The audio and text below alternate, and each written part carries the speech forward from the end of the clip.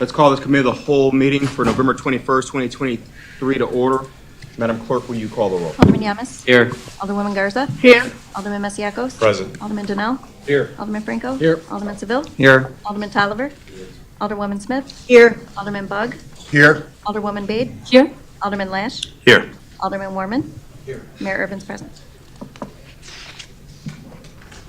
Approval of the draft closed session meetings minutes from October 17, 2023. So moved. There's been a Second. motion by Alderman Franco, second by Alderman Garza. All those in favor? Aye. Motion carries by voice vote. We get approval of the minutes of So the November moved. 7, 2023 committee of Second. the whole meeting. Motion made by Alderman Smith, second by Alderman Lash. All in favor? Aye. Motion carries by voice vote. I do not believe there is a mayor's report this evening. Mr. Muhammad is present. Anybody has any questions about any particular presentation? We do have a presentation from the Aurora Police Department today, a technology update. So at this time, we will let APD take it away.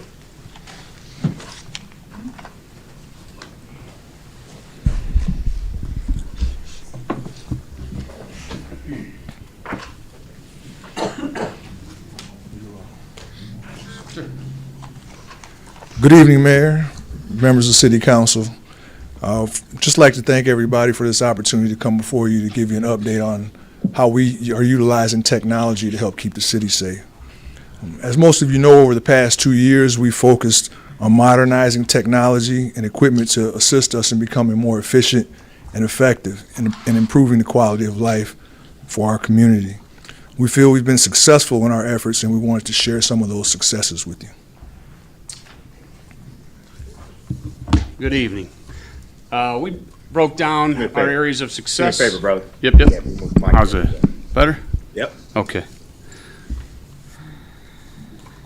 Okay, so we broke down our areas of success into 3 general categories: building a stronger connection to the community, improving our real-time situational awareness, and enhancing our investigative techniques. We'll explain to you how each piece of technology we purchased has contributed to one of these 3 areas. If you have questions, I would just ask that you hold those to the end of the presentation. The first area of focus will be our use of technology to build a stronger connection to the community. So in the fall of 2022, we were one of the first police departments in the United States to purchase a post-contact survey tool called Axon My90. In the years prior to 2022, our profession was under severe scrutiny from communities across the U.S. And although we were confident our agency was respected and appreciated among the majority of the Aurora community, we felt like this technology could offer immediate feedback about our officers' interactions and would give the community a confidential way to tell us what some of their concerns were in their neighborhoods. See how to play this video here. My90 got its name when a sergeant told us, I've got to make hard decisions and I'm only getting 10% of the story. The person I'm talking to is too anxious, stressed, or busy to say what they really think. We lose 90% when we talk to the community. My90's mission is to get that other 90% of the story, to build partnerships in the community by giving every neighbor and every officer a voice. We have the highest response rates in the field because it's automated, convenient, and confidential. Chiefs around the country are using the My90 engagement platform. So as the video mentions, this technology immediately sends out a customer survey after our officers respond to a call for service. The caller can provide actionable and purposeful feedback on the quality of service they receive. They answer questions about whether the officer was able to resolve their concerns, if the officer explained the circumstances to them, and if the officer treated them fairly and with respect. I don't know if any of you have received one of those surveys, but if you've called, you have? Okay, yeah. Did you fill it out? No, okay. So since the deployment of the survey technology, our agency has received a cumulative average of 88% approval rating across all categories surveyed. This is one of the highest approval ratings among all of Axon's customers. I believe this speaks to our officers' professionalism and commitment to serving the community. Since the implementation we consistently review the results of the survey, and we focused on resources on some of the top concerns, which are traffic safety and seeing more officers in the neighborhood. As a result, our officers have increased traffic enforcement as well as community engagement efforts. We also use this technology to conduct surveys with the members of our department to find out how we are doing as leaders and what they would like to see in their department. As mentioned earlier, this is relatively new technology. We're one of the first agencies to purchase this survey tool. We were also recently selected to be one of 3 departments nationwide to be a development partner with Axon My-90 team. We're working together to provide the public with the means to view some of the results from the survey. I-90 got its name when a So the second piece of technology that our agency has used to build a stronger connection with the Aurora community is the Aurora Police Department Transparency Hub. Maybe some of you have visited it. But that can be found by going to the City of Aurora's Open Data Portal homepage and then selecting the Police Department option. This technology provides greater transparency for the public on our operations, our performance, and personnel.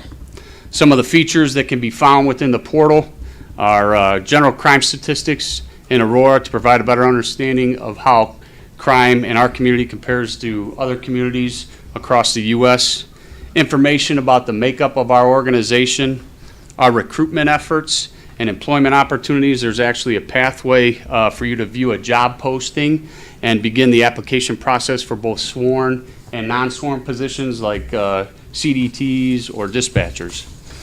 There's also the ability to locate the community police officer that's assigned to your neighborhood.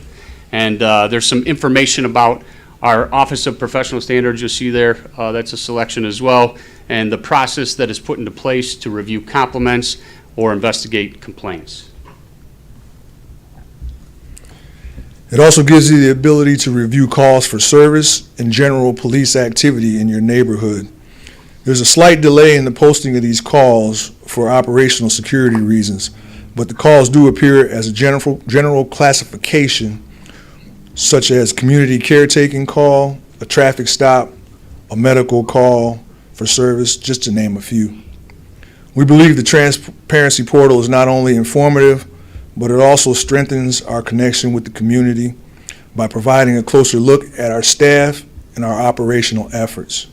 This portal will also be the future home of the Axon My-90 public report. The third piece of technology is the Axon Community Request. This solution not only builds a stronger connection with our community, but it's also greatly improved our efficiency. This is a cloud-based evidence technology that allows our agency to share a link with the community members for evidence submission from their cell phones and other electronic devices. So while our officers are on scene, community members will either receive an SMS or an email invitation with a link where they are able to immediately upload their media to the Axon evidence platform. Our digital evidence custodians are able to manage each digital evidence submission, which includes searching, sharing, and duplicating digital evidence, all while creating an audit trail. As a result of this technology, our community is now more involved in the reporting process, and they can have confidence knowing their digital evidence was immediately shared with the police. As of November 1st, 2023, we have sent out over 12,000 invites to those community members who wish to share pieces of evidence with us. So we're taking in more evidence than we ever have. Whether the type of text or the evidence is either text messages, when someone's being harassed, sometimes people will share video evidence of a crime.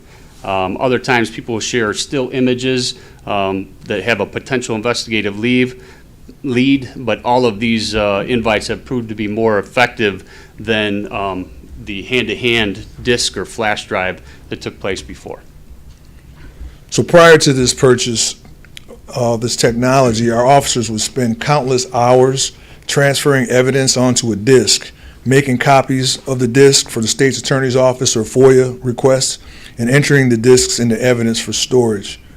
We use this technology to become more efficient in evidence collection process. allowing our officers to spend less time in the station and more time on the streets and in their neighborhoods. We also decreased the amount of money we were spending on disks and flash drives to archive the digital evidence. In 2021, we took in approximately 10,000 disks. This year, when we were fully operational, we've only taken in roughly 1,200 disks, which is a savings of 8,800 disks.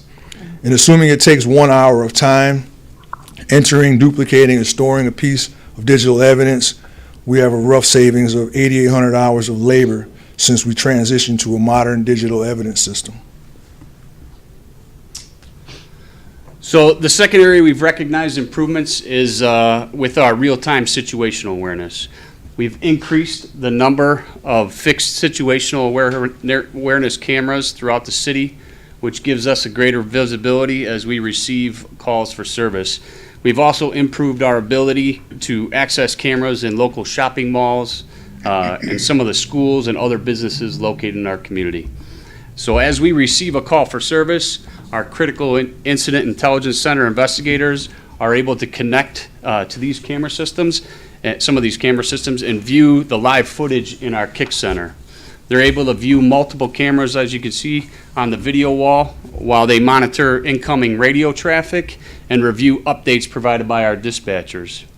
Our investigators will use this technology to assess the level of threat and identify potential suspects or flight paths, and direct responding officers as they respond to the scenes during these dynamic incidents. They're able to provide real-time updates to our responding officers, which has resulted in the safe recovery of people in mental health crisis threatening self-harm and the apprehension of burglary suspects who have fled the scene. We also utilize the Axon Respond software included in our body-worn and fleet camera system to further improve our real-time situational awareness. Axon Respond for devices is a real-time situational awareness technology that gives everyone the complete picture. Respond connects the data and video from Axon body cameras, drones, and in-car video systems to keep officers safe and command staff informed at all times. The result? True real-time situational awareness with the right information at the critical moment. And that means faster response times, greater officer and public safety, and a more efficient use of resources. As the video indicates, we use this live streaming technology to assist with officer safety and resource deployment. Our supervisors and our KIC investigators will use this technology if an officer is not answering their radio after responding to a disturbance or another volatile call for service. They'll connect to the officer's camera feed and provide updates if possible as to whether the officer's in distress or if they're just in an environment where it's loud and they're unable to hear the radio. Our supervisors recently used the Respond software on our fleet camera system to view the squad camera feed from an event. They used the feed to assess crowd volatility and determine if there was a need for outside resources. Toward the end of this presentation, we will inform you of some additional technology we recently purchased called Fusus, which is a unified real-time intelligence system that will enhance our ability to use Respond software. So we also have several drones that we utilize to not only provide better situational awareness at events, but to also improve our efficiency when we're investigating a serious or fatal traffic crash. So we have a drone team that consists of numerous officers who belong to several different divisions within the police department. The team is managed by 2 supervisors. We have a large membership for better coverage for call-outs and deployments. Every member of the team is an FAA certified drone pilot, and they attend a drone training session every month. So we use the drones during large events to monitor traffic flow and assess crowd size. We also use it to direct public safety resources to medical calls for service or help locate missing and endangered persons. We also use it to search for suspects who recently fled the scene of a serious crime. The state legislature recently passed legislation that governs the use of the drones by law enforcement and 2 of our officers helped drafting that legislation. We also use the drones to efficiently and more effectively investigate serious injury and fatal traffic crashes. The drone reconstruction software collects many more data points in a significantly reduced amount of time, so the investigators are able to collect all the data they need and clear the roadway in a much faster than they used to in the past. What that means to the community is that there are shorter delays in road closures. We were able to cut off about 2 to 3 hours of our traffic investigations by using this drone reconstruction technology. Another piece of technology our department uses to improve our real-time situational awareness is a gunshot detection software. It's called sound thinking. We use sound thinking technology as a force multiplier for the reporting and the response to shots fired calls. So now, in addition to the community calling 911 when they hear gunshots in their neighborhoods, we also use this gunshot detection software to give us a more precise location.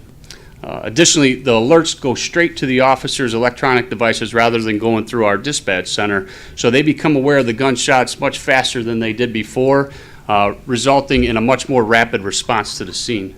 So what the rapid response will do is increase our chances of apprehending an offender or locating evidence left behind from the shooting. Nearly 50% of the verified shootings would have gone unreported if we did not have the sound thinking technology, meaning 50% of the verified shootings were only reported through the use of the gunshot detection alert. No one ever called 911 to report the gunshots. This technology truly has been a force multiplier for our resources by not only assisting us in the detection of unreported crimes, but also in locating firearms and evidence in a shooting. So the third and final area we've recognized success is through our ability to develop investigative leads. So as I mentioned before, our KIC investigators will access our Axon feeds and the public or private camera feeds that have been shared with us when there's a call for service.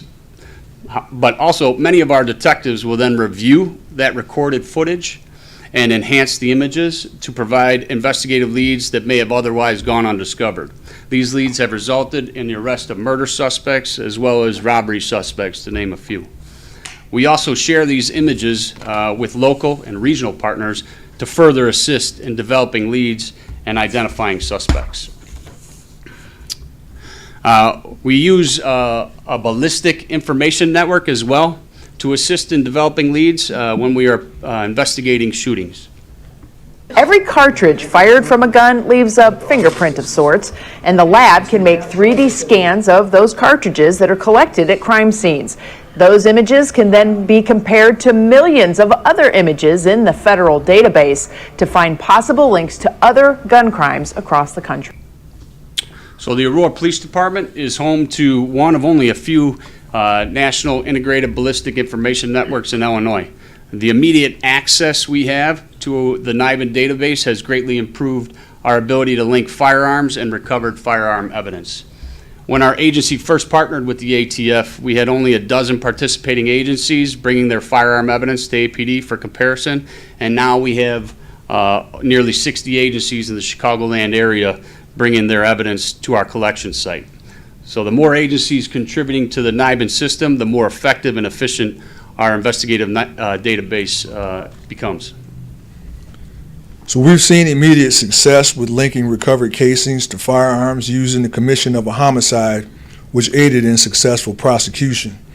So far this year, our agency has generated leads in over 30% of the firearm evidence submissions. This is also consistent with the regional success rate. Our ability to receive, image, and compare ballistic information has also reduced the number of submissions to the Illinois State Crime Lab. We're not sending nearly the amount of recovered firearm evidence to the lab as we used to, which is a huge time saver.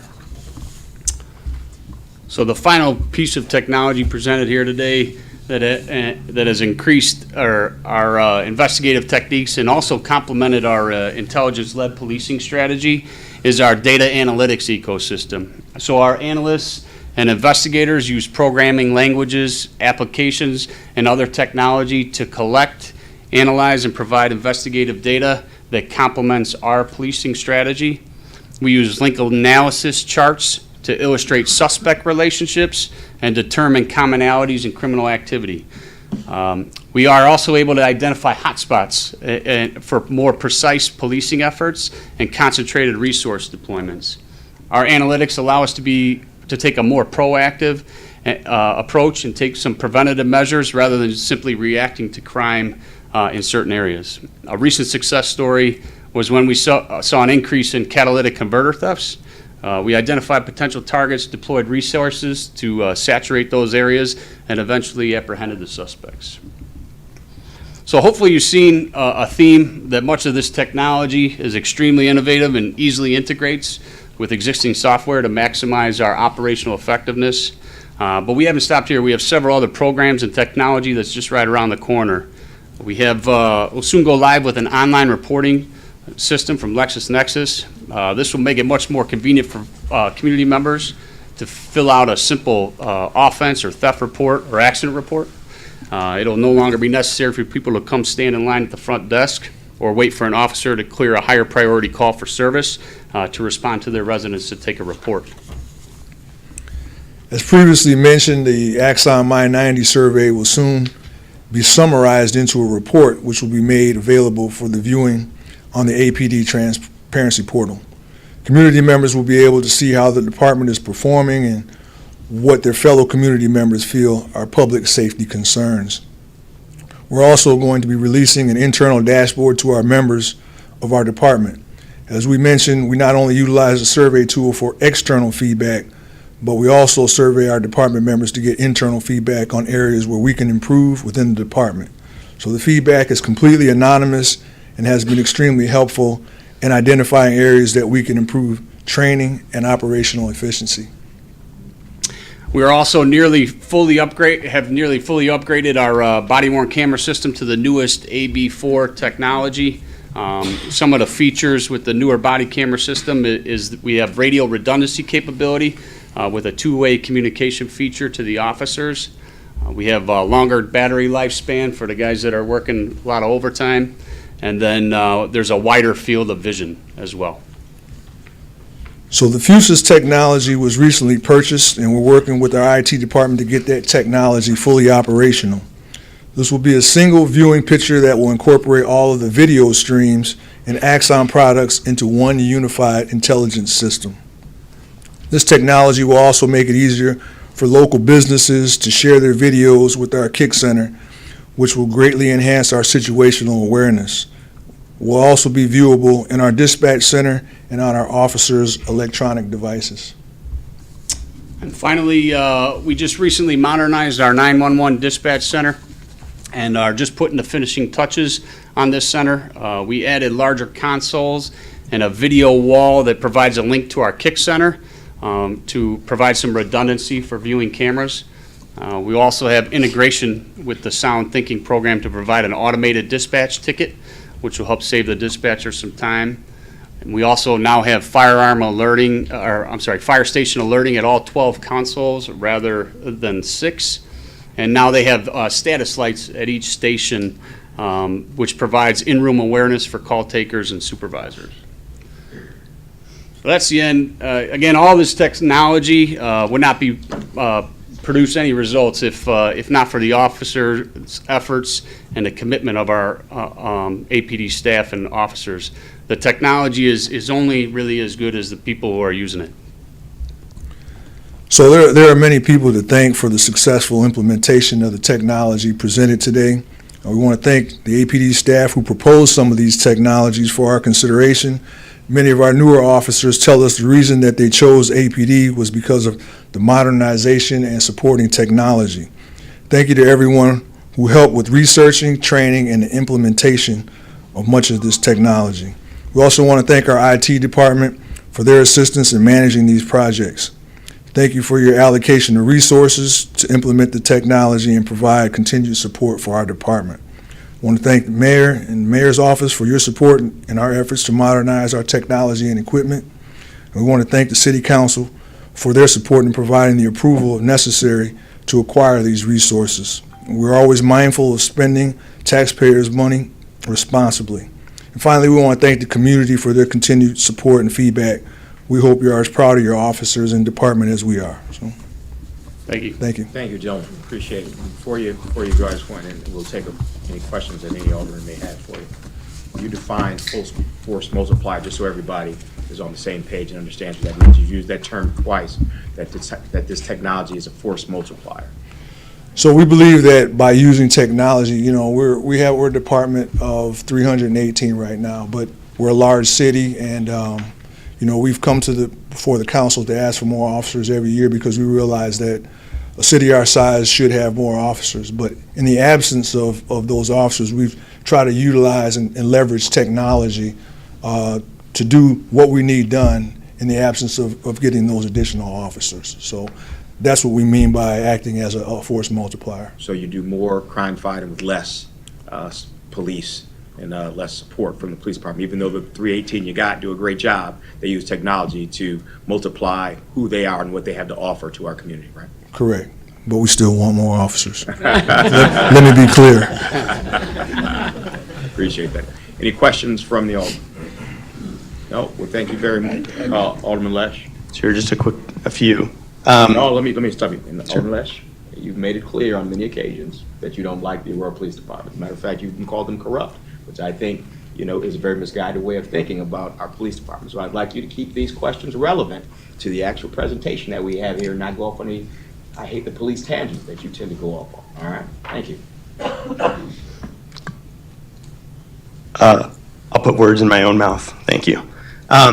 When it comes to the My90 surveys, you said that everybody receives one. I was involved in a minor traffic incident, got one shortly after. Does it go to everybody that you interact with? So hypothetical, if it's June 8th or July 15th and my neighbor's shooting off fireworks and I call the police, do I get a My90 or does the person that you interact with, or do both? Whoever called the police. So whoever Automated. calls the police, it's not with everyone that you interact. The My90 will go to whatever, because it's sent by SMS or email, so they have to have somewhere to send it. Our officers don't give them that link, so it comes via a response from our dispatchers. It's automated. And just to clear up one other thing too, it's not going to be sent to everyone involved in an incident, because there are some incidents where we wouldn't send one at all because it's really not appropriate to be asking for, you know, feedback in some of these sensitive incidents that we have to go to. Sure. And then what if somebody just gets pulled over? They didn't contact the police, but they just got pulled over. Do they get a My90 survey? No. No, it will. Do me a favor, speak in the microphone. I'm sorry. Yeah, I mean, we're seeing that, much like yourself who didn't fill out the survey, we're only getting about 7%, but Oh, really? My90's telling that that's really high. It's much less than that with the other departments that actually have it. So I don't know how many people fill out surveys when they get them, but they're telling us that 7% that we're hovering right around is a pretty high number for all of their customers. So they actually have applauded us for our community's response and use of it. Okay. I was just clarifying who gets the survey. It's basically whoever contacts. That's And I got it because I called, and I didn't fill it out because I was coming here, actually. But the police did a very professional job filling out the access That's good to reports and hear. everything. Thank So give you some feedback there. And then on the force multiplier question, because this came up during the budget hearings as well, where we're, hiring more police officers, but we're not seeing our overtime come down. What is a good way for us as a council to measure the effectiveness of both the technology implementation, understanding that as we grow in population, there's a higher demand, and as we as council members and the mayor's staff have calls for speeding and so forth in our neighborhood. But I'm just curious, what are you going to be looking at to measure that force multiplier? Well, there are a lot of different, when you talk about overtime, a lot of different factors involved. You know, do we have people off of work injured? Those spots still have to be filled, so we have to hire overtime for that. There are a lot more activities that we're asking our officers to be involved in, a lot more special events and different things like that. A lot of those things are outside their working hours, so there's a lot of different variables. We assume that as we continue to get more people, that number will eventually go down, but the more activities we have, the more people that we need. If those bodies aren't there, we have to try to fill those spots somehow. So that's why the overtime is what it is. We've also, just so you know, we asked for a staff survey, or staff study, to kind of get a little bit more data. So we can kind of drill down into all the different areas in the police department and see if there's any inefficiencies, or see where we could, reallocate resources. So if that gets approved, that'll help us kind of guide us down and give us a roadmap for the future. So that should answer some of those questions. Thank you. Appreciate it. Any other questions, Alderman Buck? Thank you. I really appreciate the information and the technology and how it is helping our citizens in relation to the police department. One of the things you said about the technology and assessing situations, and then possibly you could deploy outside resources. You specifically said outside resources, because we know about deploying our own resources, but you specifically said outside resources. So a precursor to a discussion we're going to have later about our emergency situation on August 17th. The use of drones. Do you know if we used drones? You talked about drones, sometimes we use them for traffic accidents. Do we know if we used drones on August 17th? Well, if it was a major accident, it depends. A lot of times if there's an injury, Serious injury, or fatality. yeah, and I don't know what the injuries were on that particular day, to be honest with you. Okay. But No, it's mainly to do with the traffic. No, it's for traffic traffic reconstruction. reconstruction. That's what we use the drones for any type of reconstruction of an accident scene that involved a serious injury or fatality. That's what we'll use those for. We'll use them to assess traffic for large events. So, down at Rivers Edge Park, or if there's a large event, just to make sure there's no choke points on a traffic and help with traffic flow, so people aren't stuck at these large events. That's where we're authorized to do that. Okay. Yeah. But, okay, and thank you for the authorization, because I know we Yep. have to be authorized through the Absolutely. state to use them Yep. in different ways. So are we able to use the drones when we have an accident in front of our regional hospital and people cannot get to the regional hospital? Are we able to use drones to, So I'm gonna we'll ask our drone expert, he's the Okay. drone Lieutenant legislation Walcott, expert. yeah, to answer that question. So, do you want to just clarify the question? My name is Lieutenant Walcott. yeah, so with the drones, and we're talking about using drones in accidents and different things, and traffic accidents, as it relates to traffic congestion. So we had the situation on that day where we had an accident right near the hospital. People could not get to the hospital. Did we or can we use drones to assess the traffic in that area and then deploy additional resources and handle the situation? As the chief and deputy chief had stated, we typically use them on crashes for actual reconstructionists because of all the pictures and the reference points they could use for fatal crashes. With the new legislation that was passed earlier this year, there is an exception in there that allows us to use them for police calls for service to assess the situation to determine public safety needs. So I would think that there is the potential for that. Just operationally, whether that would be a sound practice or not, I think that's something we'd have to evaluate. Okay, thank you. Any other questions? Mr. Alderman Seville?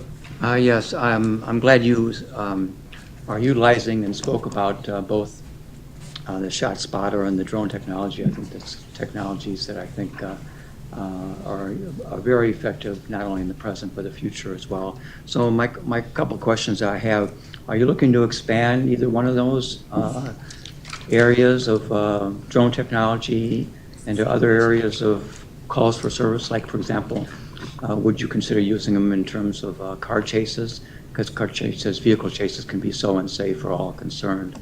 Has that ever been utilized? I think we would have to follow the legislation. I don't think we've ever utilized that in a car chase yet. I think, Okay. We would have to find out if that was the best thing for us to do. I know we use them in missing persons cases when we have endangered missing people. I do know that if it's a sort of a fresh pursuit sort of thing, we have the ability to do that as well. But a lot of this, our use of drones is new. You know, we've only been using them for a very short time, so we're trying to do what we can right now, what we know we can do, and if we feel like, you know, the law allows us to utilize them in a different way that's positive for the department and the community, we'll use it in that way as well. The deployment of the drones is tough it's a timely thing, right? So a pursuit could be over real quick. We may not even get the drone up and over there in time. So those would be some things that those are the variables we'd have to look at. Sure, So, yeah. sure, yeah. Okay. Another question? Alderman Bade? Based on his Alderman Sewell's question, I just wanted to know for the shot spotter, I think we had 2 square miles. Are we planning to expand that area? Not at this time. We haven't seen the need to do that at this time. You know, the technology, again, we're trying to be responsible with taxpayers' money, and, you know, we don't see the need to expand that at this particular time. Now, if we see the need, you know, like I said, fortunately, shootings are down, you know, crime is down. There's really no reason to spend more money on something that, you know, we don't see the need to do. So not at this particular time. So just to give an idea of how effective shot detection technology is, how many guns were taken off the streets using this technology, given the fact that in most circumstances before this technology was implemented, only half the people called whenever a gunshot was fired up. So our stats that we maintain, we've gone up with the recovered firearms. I know we're over 100 recovered firearms. I don't have an exact number for you today, but I know our firearm recoveries are up, as well as you know, the number of leads that we've generated based off of the technology that we've located at scenes. A lot of times, you know, that firearm evidence comes from the you know, the shot, the firearm, the projectiles from the firearm. So. Yeah, you know, obviously we recover more evidence as a whole, not just firearms, but I think the telling number was the 50% number that we used. 50% of the times we got alerted by ShotSpotter, no one ever called the police. So, you know, I think that's a huge number that allowed us to get 50% more evidence than we would have had we have not had the technology. So I think that's important. Any other questions? If none, thank you, gentlemen. We appreciate it. Great job. Thank you for keeping our city safe. All right, let's go on to public. I see we have a young man here from Boy Scouts. Are you? All right, here is part of your getting your next badge. All right, is there anything we can do to help you out? What's your name, young man? Jack. Say that one more time. Jack. Jack. Is there anything we can do to help you out with your project? No. All right, well, good to be here with you, Jack. I didn't mean to embarrass you, brother. Just wanted to say appreciate you coming and being a part of our city council meeting today. All right, let's go on to public comment. Madam Clerk, do we have any members of the public wishing to offer public comment? We do, Mr. Mayor. All right, will you read the rules of public comment, please? Pursuant to the Open Meetings Act, all persons shall be permitted an opportunity to address public officials under the rules established and recorded by the council. Under our rules, any person may address the committee of the whole for up to 3 minutes with a maximum of 30 minutes allotted for all public comment. No person other than the timekeeper or the chair for the purpose of maintaining order may interrupt a person recognized for public comment during his or her comments. Members of the committee of the whole may not engage with nor respond to a speaker during the time set aside for public comment. Staff is directed to follow up with members of the public with respect to any concerns raised during public comment within the scope of the city's authority following the adjournment of this meeting. All right, Madam Clerk, will you call the first speaker wishing to offer public comment? Our only speaker today is Curtis Wilson. All right. Mr. Wilson, you have 3 minutes to speak beginning now. Yes, sir. Thank you so much. Good evening, everyone. So I come up to you, last week it was on behalf of the Disability Commission. This week is for the CRB, the Civilian Review Board, and the Veterans Advisory Council. A couple of months ago, I was elected the chairperson of the Civilian Review Board. So that's the board that looks at the complaints against officers and also supposed to bring community together. One of the things that I made clear to the board is that under my short term as a steward for the role, part of the ordinance that you all passed and for which I am committed to operating correctly under, half of the ordinance, so 6 bullet points in total, half are for reviewing complaints, but half are about building relationship between community and the officers. And we really haven't done that part. So under my leadership, that's exactly what we're going to be focusing on to make sure we build those bonds. How have I done that so far? In my limited capacity, I've gone to the Indian American Heritage Advisory Board, the African American Heritage Advisory Board, the Hispanic Heritage Advisory Board, the Youth Council, the LGBT Board, and the Disabilities Commission. Just like I'm doing now to make public comment to say, please work with me. Whatever the ideas are, whatever the needs are, just let us know. A couple of representatives have come to our board meetings, and from that, the information got back to the officers, and they've actually began to work with the disability team to come up with a training for the officers based on one of the needs that was addressed at the CRB. So that's something I'm very appreciative of and grateful for. Again, working in the community, it's challenging because information we're not always on the same page. For example, people are oftentimes complaining to me, why aren't you guys, or why isn't the police chief firing individuals? Well, on the police officers, on the City of Aurora's page, there's an actual updated process for the complaint where if an officer is fired, it's not the chief of police, it's the director of human resource. So we're out here attacking perhaps the wrong folks and not understanding what that's about. So I brought a copy because this is updated. So that's brand new.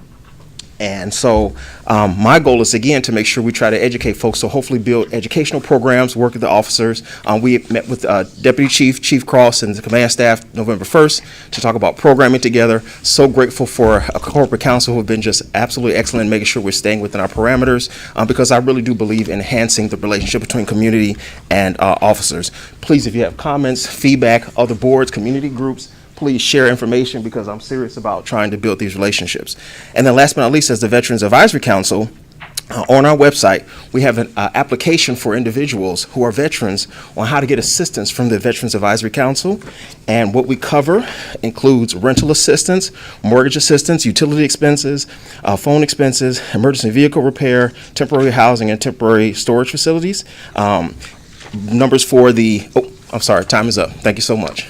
Thank you for your service to the City of Aurora. Thank you so much, sir. All right, that concludes our public comment section of the agenda. Let's go on to committee reports.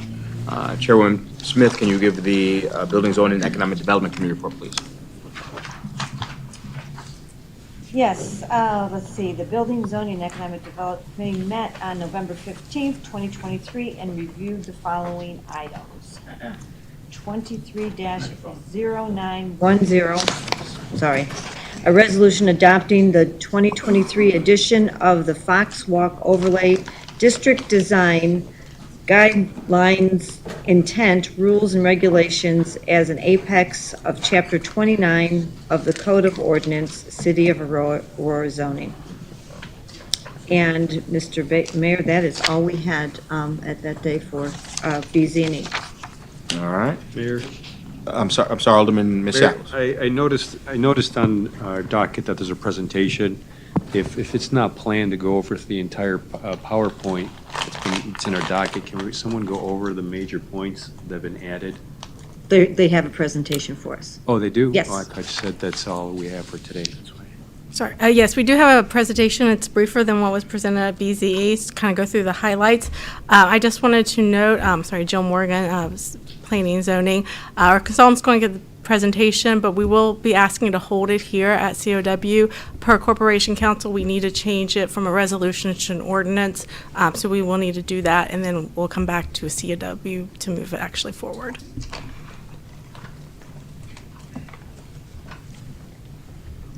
Thank you, Mr. Mayor, Madam Clerk, Alderwomen, and Aldermen for your time today. My name is Todd Van Adderlock. I am the consultant planner for the City of Aurora. I'm actually have been planning for the city for off and on for about 20 years. I did about 7 neighborhood plans through the Aurora Neighborhood Planning Initiative. And also just note of fact, I graduated high school in 1995 here in Aurora. So Aurora has a soft spot in my heart, so I like to come back here. Which high school? Which high school? I went to IMSA, Illinois Math and Science Academy. Thank you for your time. As Jill mentioned, I want to thank city planning staff with the support that they provided and all the work that they put in. So Jill Morgan, Tracy Fasik, Ed Sieben, John Curley, and the rest of their staff for all their work to help update the design guidelines. But we also want to thank the Foxwalk Design Review Committee for their work to review and provide feedback for the draft changes that I'm going to present to you today. So thank you to the DRC Chair, Charlie Zine, Brian Failing, Fernando Castrejón, Clara Diaz, Seth Hoffman, and Jeff Palmquist. Okay. To start out, it is important to understand what is the Foxwalk Overlay District. It is one of the city's historic overlay districts, which was passed by City Council in 1993. The Foxwalk Overlay District promotes and guides redevelopment of buildings and vacant lots in downtown Aurora, while also making sure to protect its character as a historic downtown. In accordance with the Aurora zoning ordinance, each of the city's overlay districts is required to have design guidelines.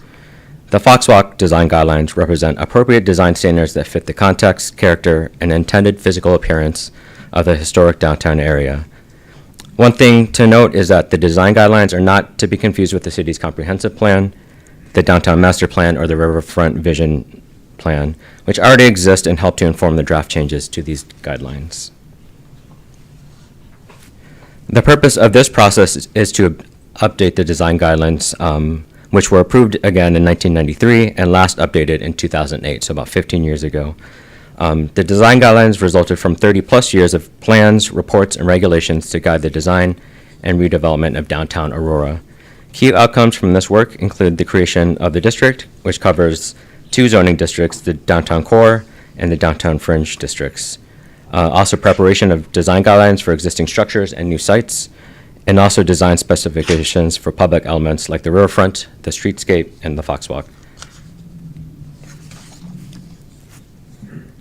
This 2023 update of design guidelines will provide clarity on the city's design expectations, respond to significant changes to certain sites and roadways, including the Broadway streetscape improvements and the New York Street Bridge renovations, to be more equitable to people of all abilities and transportation choice, including ADA accessibility and enhanced walkability and bikeability, to provide guidelines that respond to relevant and emerging topics in urban planning and design, such as different lighting techniques, electric vehicles, outdoor dining spaces, signage, and so on. And then also to support redevelopment efforts in downtown Aurora, including greater access and views to the river, and guidelines that will have relevance to the eventual reuse of the casino site. So this slide just shows the different community engagement that we had throughout this process. The image at the bottom left, we had a public open house in May. About 70-plus people attended to that. It had a high level of energy where community members were able to share their thoughts and ideas regarding the Foxwalk and downtown area. And then the image on the upper right is we had an online comment map where people could go on like a Google map and provide comments on site-specific, whether it was a corridor or a specific property, and just provide comments. We got, I can't remember exactly how many comments, but I think we got over 300 or 400 comments, that includes comments from the open house as well. So a lot of comments from the community. In terms of the document structure, this slide just outlines the general structure of the design guidelines. You can see that it's in 9 sections. So I will present each of these each section at a high level, just to focus on the key draft changes to each section. Starting with Section 1. Section 1 provides an overview of the Foxwalk Overlay District, including the following topics that you'll see on your screen. Administrative items like resolutions, ordinances, and definitions. Informational items like base maps, zoning, and block-by-block land use survey, the history and character of the district, the purpose and goals of the district, an overview of current and past plans, and community engagement efforts to date. Some of the key changes in Section 1 include updating the district and block information that has changed since 2008, adding and revising key definitions related to the Foxwalk district, and revising the legal description of the district boundaries. Section 2 focuses on design guidelines for the maintenance and alterations of existing structures, including the topics you see before you, including provisions for exterior renovations, ground floor uses, building materials, scale, and details, maintenance of exteriors, alterations to exteriors, adaptive reuse of buildings.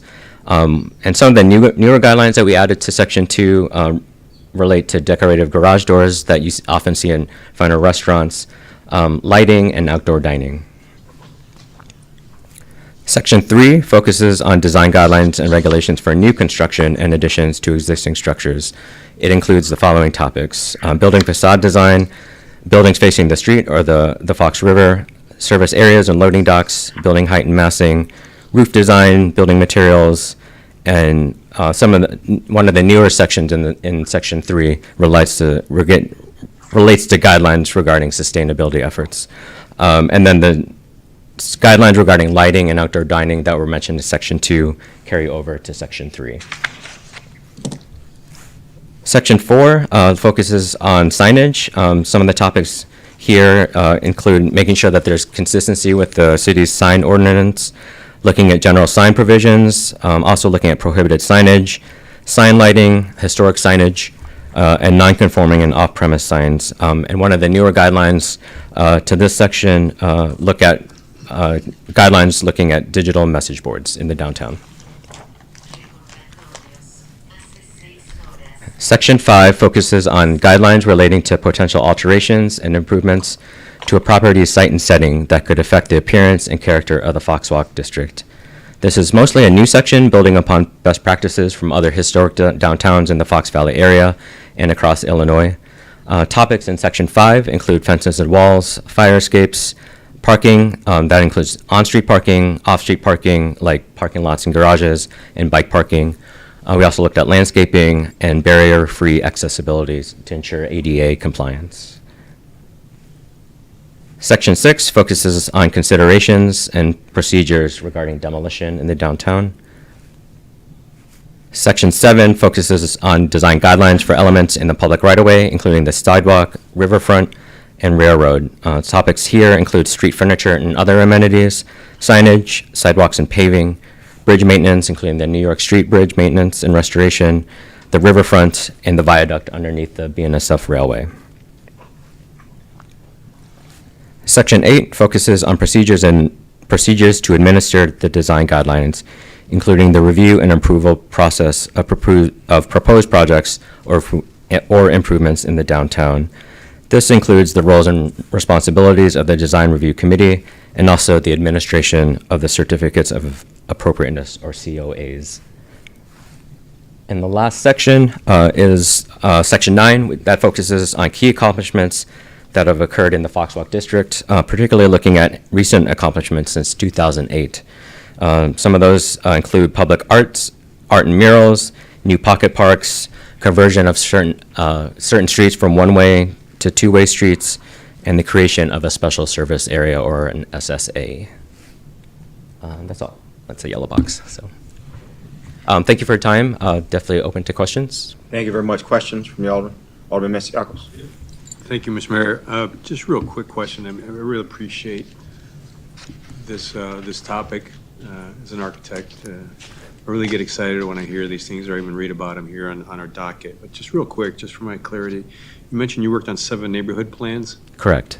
What I mean, for the citywide or for downtown? So the city planning department, there's 20, divided the city into 20 neighborhoods. We covered 7 across 14 years, and through the Aurora Neighborhood Planning Initiative, ANPI. Okay. And some of them, I think 3 or 4 of them were around the downtown area, including Bardwell, Light of the Community. Okay. I'm blanking on a few others. Thank you so much for that. I appreciate it. Yeah. Thank you, Mr. Mayor. Any other questions? There being none, thank you very much. We really appreciate you providing this information. Great. Thank you for your time. All right, that concludes BZE, Building, Zoning, Economic Development. Chairman Franco, can you give the Finance Committee report, please? Yes, thank you, Mr. Mayor. The Finance Committee met on November 16, 2023, and reviewed the following items. 23-0842, a resolution authorizing Presence Behavioral Health Employee Assistance Program, EAP, from January 1st, 2024 through December 31st, 2026. And this is a renewal of the program that a number of employees have taken advantage of throughout the years. Without any objection? No objections to go on consent? Okay. Next one is 23-0879, a resolution approving the purchase of bulk rock salt in the amounts of $70.15 and $70.72 per ton from Morton Salt Incorporated, Chicago, Illinois, for the Division of Street Maintenance under the State of Illinois Joint Purchasing Agreement bid for the 2023-2024 winter season. And these purchases are split Consent. between the State of Illinois and the Page Department of Transportation, giving us flexible pricing due to the multiple entities. No objection, this item will go on consent. Next one is 23-0888, a resolution authorizing the city to accept a donation of real property owned by H. Linden and Sons Development Corporation on South Spencer Street, Aurora, Illinois. And this is a 1.03 acre donation along with the 11 acres adjacent that the city has acquired, and that'll allow more flexibility in development of that area in the future. Consent. No objection, this item will go on consent. Next is 23-0905, a resolution authorizing execution of a Phase 2 supplemental engineering agreement with Baxter and Woodman Incorporated and appropriating motor fuel tax funds, the amount of $18,833 for the Montgomery Road Consent. and Coutts Road traffic signal installation project. No objection, this item will go on consent. And there's one on here, 23-0832, which is really not pertinent. It was just an accident that was on from the last budget meeting. But I will tell you that on December 5th, we will go over the final budget presentation to the city council at that time from the finance committee. No action needed on that particular item. Actually, and that concludes our finance committee report. Thank you, kind sir. Chairman Seville, can you give the Public Health, Safety, and Transportation Committee report, please? Yes, thank you, Mayor. The PHS&T committee met on November 14, 2023, and reviewed the following three items: 23-0858. Microphone, sorry. 23-0858, a resolution establishing the maximum number of Class B on-site consumption liquor licenses unofficially related to the application from Muchacho Alegre LLC and 1941 West Galena Boulevard, Aurora, Consent. Illinois, in Ward 5. This is a new restaurant. Going consent. No objection, this item will go on consent, but the owners are here and present if anybody has any questions. Would they like to stand up and be recognized? You guys want to stand up and just say hi to us and let us show us the restaurant owners? Who is here? Yep, go ahead and stand up. Yep, that'd be you guys, right? Thank you very much. We really appreciate it. All right, go ahead. Okay, thank you. The next one is 23-0895, a resolution establishing the maximum number of Class B on-site consumption liquor licenses unofficially related to the application from Nori Aurora LLC, DBA Nori Sushi and Grill at 2933 Kirk Road on Aurora. Consent. There are three owners with this restaurant. They plan to be open 6 days a week, and they have multiple locations, both in Illinois and in Wisconsin. Consent. They're here. Would they like to be recognized? With no objection, this item will go on consent. You want to stand up, be recognized, folks, from, thank you very much for bringing a new restaurant to the city of Aurora. Thank you. Okay. And the third one, Mayor, is 23-0913, a resolution establishing the maximum number of Class A packet sales and gas station beer and wine only liquor licenses unofficially related to the application from Shiva Aurora and Consent. DBA Shiva Aurora at 300 West Galena Boulevard. This is the former Bill and Paul's, or Paul and Bill's, I guess it was. Mr. Patel is the new owner, and I believe he's here. No objection, this item will go on consent. Mr. Patel, Mayor. thank you very much. Next report from PHS&T. Yeah, I have a question. Alderman Buck. Yeah. What gas station is that? Is it? It's a Cisco. It's used to mobile. Excuse me a second. I want you to step right up to the microphone. Is a Citgo is used to mobile gas station, but they just change. It used to be mobile. Yes, sir. Now it's Citgo. Yes. Okay, thank you. Thank you very much, sir. We appreciate you Thank you. investing money here in the city of Aurora. And that's the Alderman report, Mayor. All right, that concludes PHST. Chairwoman Garza, can you give the Infrastructure and Technology Committee report? Thank you, Mayor. We met on November 13, 2023. The first item is 23-0844, a resolution awarding contract to supply process chemicals for the Water Production Division. Consent. No objections, item going consent. 23-0845, a resolution adopting unit price bids for the uncalled for replacement of the store lead water service lines in 2024 within the city. Consent. No objections, item going consent. 23-0885, a resolution authorizing a 2-year instrumentation services agreement with the HACH company for the $161,678.51 for the Water Production Division. Consent. No objection, item go on consent.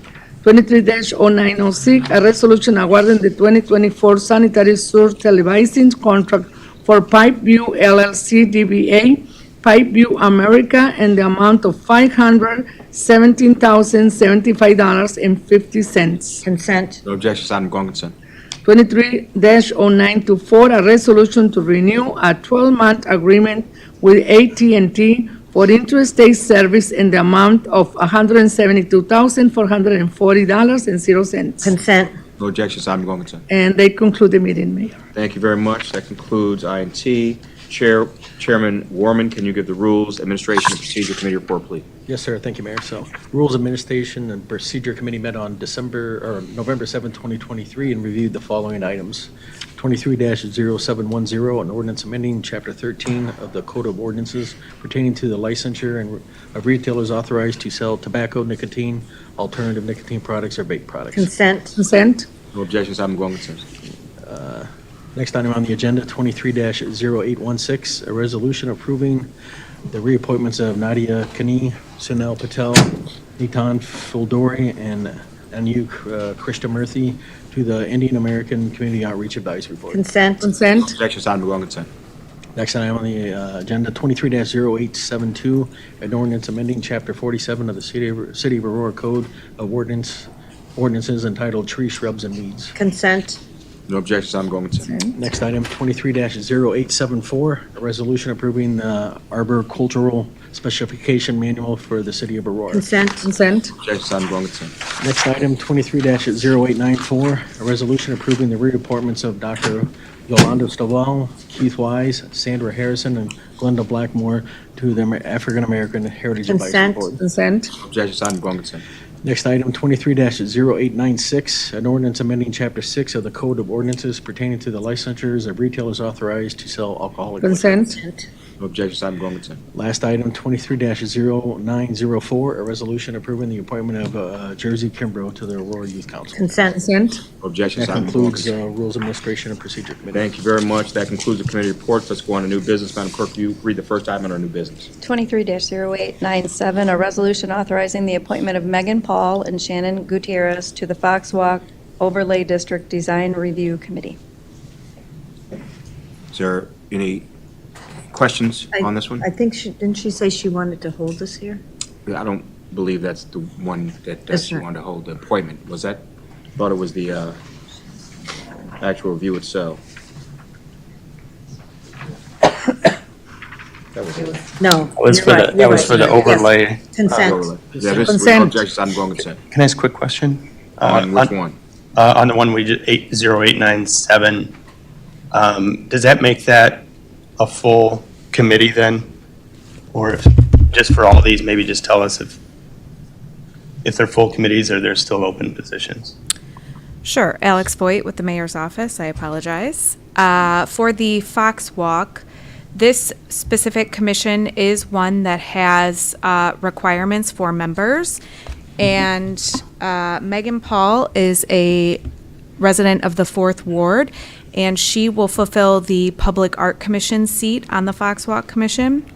And then Shannon Gutierrez, owner of Wickwood House, is a 5th Ward resident, and she will fulfill a downtown business owner and at-large seat. And I am just pulling up the commission here. We will have one remaining vacancy on the Fox Walk Commission if these appointments are approved. And then was there a question on the other appointments? No, just on, maybe as their representative, we could find out how many seats are vacant still. Sure. Or if they're full. Okay. You can provide that information to the next, for the next meeting. All right, that one goes on consent. Consent. Read the next item. 23-0900, a resolution approving the reappointments of Cheryl Dodson Lewis, Melanie Wembley, and the appointment of Gabriel Robinson to the Aurora Housing Authority Board. Consent. No objections, I'm going consent. Bless you. Read the next item, clerk. 23-0950, a resolution approving the appointment of Justin Kohler as Director of Building and Permits. Consent. No objections, I'm going consent. The next the next item is 23-0951, a resolution establishing the maximum number of Class D downtown core on-site consumption liquor licenses unofficially related to the application from Little Piano, New York at 33 West New York. Consent. No objections, item go on consent. We also have the owners of the new Italian restaurant downtown, More Mio, as well as Little Piano in the room with us. Berto and Erica, you want to stand up so we can recognize you? All right.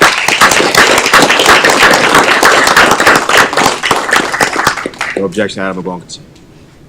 That concludes new business.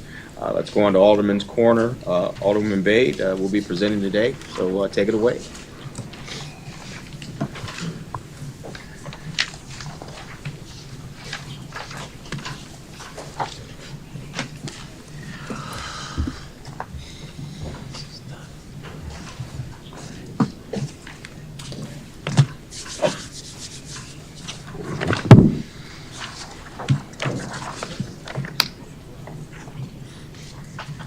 Thank you, Mr. Mayor. Good evening, everyone. I'm honored and humbled to be able to present Alderman's Corner for Ward 10. What a busy year it has been. I would like to start by thanking all the volunteers and patrons. Without their hard work and support, these events would not have been as successful as they were. Here are some of the highlights that I'm going to go over today. Ward 10 started the year with a heartwarming street dedication ceremony for a 105-year-old and a World War II veteran, Henry Flora. We thank you for your service. His family traveled from all over the world to attend the ceremony. Next, we had neighborhood cleanup in April. Over 11 tons of items were recycled. Residents lined up really early. Along with volunteers, I would like to say special thanks to Memo and Alderman at Large Ron Warman for helping in managing the traffic. Thank you. Next, we had our third Back to School and Ice Cream Social event in July. Over 1,000 people attended the event, and 500 students received back-to-school supplies. Along with live music, there was a petting zoo, pony rides for the kids, and a lot of art and craft activities. Then came our annual Shred event, which is organized at the Fire Station 8 each year in collaboration with Cool DuPage, Ward 8, Ward 9, and Ward 10. It helps the residents shred and recycle the documents, and it's a very appreciated event by the community. Up next is the picture of Family Fall Festival, which was in collaboration with the Community Services Department. A special shout out to Marty, Viviana, Karina, and all the volunteers for their hard work. There were a lot of activities like kite assembling, kite flying, face painting, jewelry making, pumpkin painting, and other fun activities for all the ages. To inform all the residents what's happening in Aurora and in Ward 10, I started a newsletter so the residents can have all the information at their doorsteps. This year's newsletter is in progress and will be coming out soon. Speeding is a constant concern brought up by the residents. Based on the feedback from HOA or residents, the speed trailer is moved at different locations across the ward. I would ask everyone to follow the speed limit and drive safe. We welcome new businesses, and I encourage everyone to shop local. Aurora will be home to the Edged Endeavors Data Center, which is over a $500 million project. We also welcome U.S. Foods Distribution Center, My Gym, Dream Dance Academy, several new businesses at the Fox Valley Mall, Pacifica Square, and other locations. Here's a short video.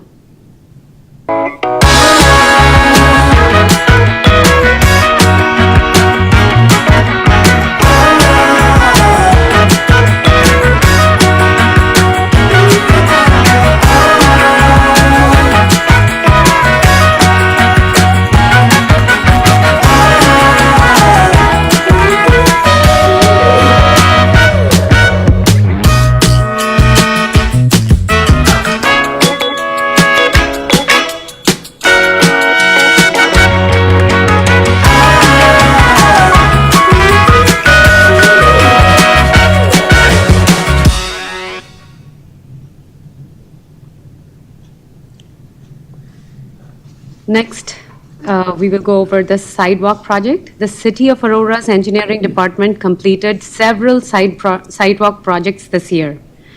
Locations include Arborside Drive, Cortland Place, Burnett Drive, Stonebridge Boulevard, Haverhill Drive, Legacy Drive, Meridian Lake Drive, Wentworth Lane, Waterside Drive, Lewisburg Lane, Milford Lane, Molitor Road, and Downing Court.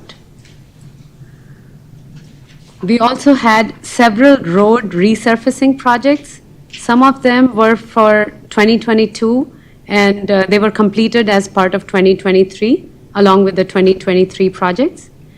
And here are a few of those projects. Gregory Street, Exchange Court, Pensbury Lane, Blue Spruce Lane, Evergreen Lane, Conifer Court, White Barn Road, Fieldstone Court, Prairie View Lane, Prospect Court, Town Circle, Sussex Avenue, North Commerce Street. And along with these, there was a federally funded resurfacing project, Liberty Street from Commons. Sorry. Here's, thank you. Liberty Street from Commons Drive to Route 59, which is successfully completed. Upcoming project, New York Street Corridor Improvement from Commons Drive to Entrance 6. This is a federally funded program under which New York Street Corridor will be improved by modernizing existing signals. There will be an open house scheduled for the community in next few months. Ward 10 community meetings are held at the Fire Station 8. At these meetings, Aurora Police Department, Public Works, Community Services, Property Standards, Animal Control Department gave excellent updates about the community projects, and also they answered questions that the residents had.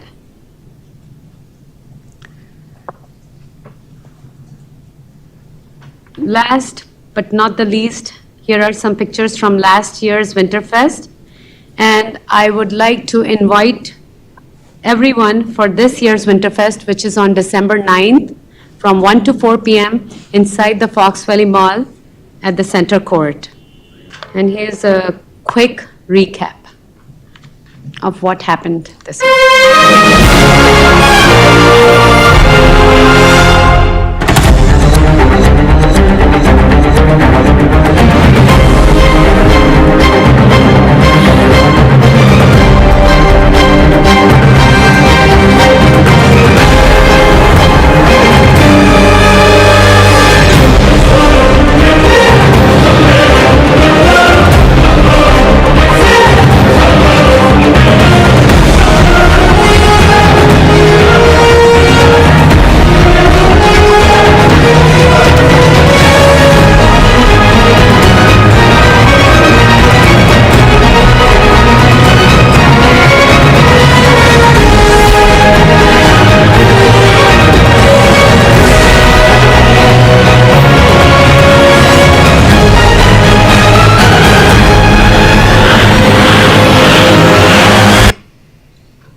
Thank you for watching and thank you for your time.